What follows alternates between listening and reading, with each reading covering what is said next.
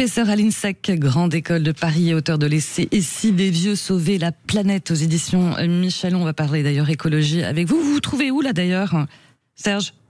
Alors là, je suis dans une ville magnifique qui s'appelle l'Aiguillon-la Presqu'île. Et c'est amusant parce qu'ils ont monté un coworking qui s'appelle Encre et Bureau. Et du coup, j'ai pu m'y installer. Et c'est assez sympa parce qu'on voit des gens pas mal de touristes étrangers qui sont peut-être touristes mais qui ont l'air quand même de travailler souvent, qui viennent dans ce lieu. Et c'est intéressant, c'est-à-dire que même dans des zones assez éloignées de nos grandes villes, eh ben finalement, il y a aussi besoin de ce type de structure, parce qu'il y a des gens, c'est un grand scoop que je vais vous dire, cher Laurent, mais il y a des gens qui travaillent partout, et même oui, très très loin des grandes villes. C'est quand même fou. Et puis il y a aussi, vous savez, mon attention aux plus âgés. Ben, il y a aussi des personnes assez âgées qui sont parfois un peu... l'administration est quand même très très compliquée. Ouais. Et cette structure fait aussi de l'accueil administratif, de l'accompagnement administratif. Donc ça aide aussi des gens qui sont en super difficulté, parce que vous savez bien que l'État passe sa vie à nous inventer de nouvelles normes. Et à chaque fois, ça met de côté plein de gens qui ne comprennent absolument rien. Parfois, je me demande fracture numérique. Oui, c'est ça. Alors dites-moi, Serge, on en parle, 2025, les 10 ans de l'accord de Paris. En même temps, on n'a jamais vu autant de recul des ambitions climatiques, à l'image d'ailleurs là de l'échec du traité mondial contre la pollution plastique à Genève. Beaucoup parlent même de backlash écologique. Qu'en est-il de la conscience des Français ? Est-ce que chez les Français, est-ce qu'il y a un recul de la conscience écologique ou pas ? Ah, vous avez parfaitement raison. Alors regardez, en ce moment, on a eu quand même des incendies absolument monstrueux. On voit bien les effets. À un moment, il y a la canicule. Après, il y a des intempéries incroyables. Enfin, voilà, la période est quand même de chaque jour. On pourrait dire chaque année, ça augmente, la pression augmente. Et en même temps, il y a comme une impression que on n'a pas envie de s'y intéresser, ou qu'on s'y intéresse de moins en moins. Quelque chose autour de ça qui est très très fort. Alors, d'ailleurs, il y avait Parlons Climat, qui est une association qui a fait une étude qui montrait qu'il y a aujourd'hui 26% des Français qui trouvent qu'on parle trop de ces enjeux-là dans les médias. Il y a 15 ans, c'était 16%. Vous voyez, donc de ce point de vue-là, il y a comme un ras-le-bol d'une certaine manière. Les gens en ont aussi un peu marre des incitations, des discours souvent quand même très très moralisateurs autour de tout ça. Donc, une fatigue écologique, entre guillemets. Oui, il y a une forme, comme ça c'est pas de je m'en foutisme, mais c'est aussi d'aquabonisme, on pourrait dire. D'aquabon. Pourquoi il y a tout ça? Alors, pour quelles raisons? D'abord, la première raison, c'est qu'il y a d'autres problématiques d'autres priorités, on pourrait dire. La question du pouvoir d'achat, la question de l'immigration, la question de l'insécurité, la question quand même, les gens commencent à comprendre que l'État a été très très mal géré et qu'on a des problématiques de dette et tout ça. Donc tout ça fait que il y a d'autres sujets dont on parle plus et dont les gens aussi s'inquiètent plus parce qu'ils seront là direct aussi.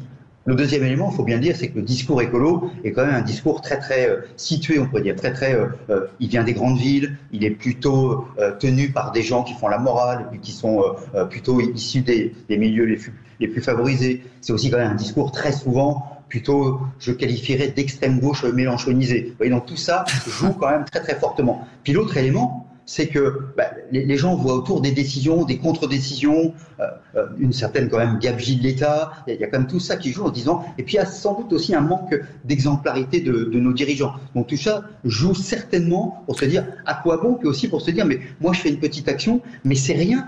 Oui, je sais pas, je fais attention à l'eau, et vous avez bien raison, mesdames et messieurs, de faire attention à l'eau. Par exemple, mais n'empêche que en même temps, je vois bien qu'autour de moi, ça marche pas comme ça. On peut pas parler Serge Guérin, on peut pas parler quand même de retour de climato-sceptisme quand même. Alors, il y a d'une part, il y a toujours eu, et ça reste. Alors c'est intéressant parce que même quand ça augmente, même parfois parce que j'ai pas envie de voir les choses. Ça, c'est sur beaucoup de sujets, on s'aperçoit que les gens n'ont pas envie de voir le réel.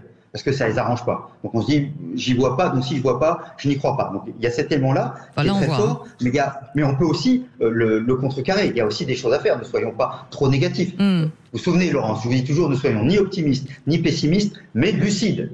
Et dans cette lucidité, il faut aussi, à vous comme à moi, c'est aussi de dire aux gens, mais il y a des choses à faire. Je pense que si déjà la parole écologiste était incarnée par des figures différentes et qui représenteraient mieux la société française, sans doute que ça pourrait aider. Il y a sans doute aussi quelque chose autour de montrer, moi je le fais par exemple avec mes étudiants, de leur montrer que finalement, oui, ça nous embête sur certaines choses, mais en même temps, s'adapter, parce qu'il n'y a pas le choix, il faut s'adapter au réchauffement climatique par exemple, s'y adapter, c'est aussi une chance, un levier, économique, de développement économique. Bien Ce sûr. sont des emplois qu'on peut créer dans ce secteur-là. Donc leur montrer que c'est pas que de la peine, mais c'est aussi des idées, c'est aussi de l'enthousiasme. Vous voyez, il y a quelque chose à jouer autour de là. Et puis sans doute qu'il y a aussi à l'État, et à certaines collectivités locales d'ailleurs, d'être moins dans la gabegie.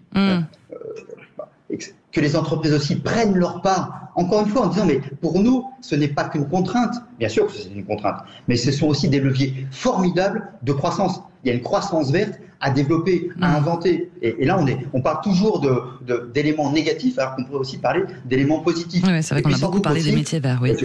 Et puis, je crois aussi, Laurence, et je pense que vous ne me le contredirez pas, si on produisait un peu moins de normes, si la dépense publique était un peu plus resserrée et un peu plus intelligente, parce que cette dépense publique, elle crée de la bureaucratie, et la bureaucratie, c'est très, très, très, très mauvais pour l'écologie. Donc, par exemple, on a plein de choses à faire autour de ça, en étant finalement à la fois plus positif, plus créatif, et aussi faire aussi confiance aux gens, et de faire avec les gens, pas pour ou contre, mais faire avec les personnes en disant mais c'est votre intérêt pour vous et demain pour vos enfants, vos petits-enfants et ainsi de suite. On a quelque chose à jouer autour de ça. Ouais, bien compris mon cher Serge Guérin. Lucidité, moins de bureaucratie, écologie collective.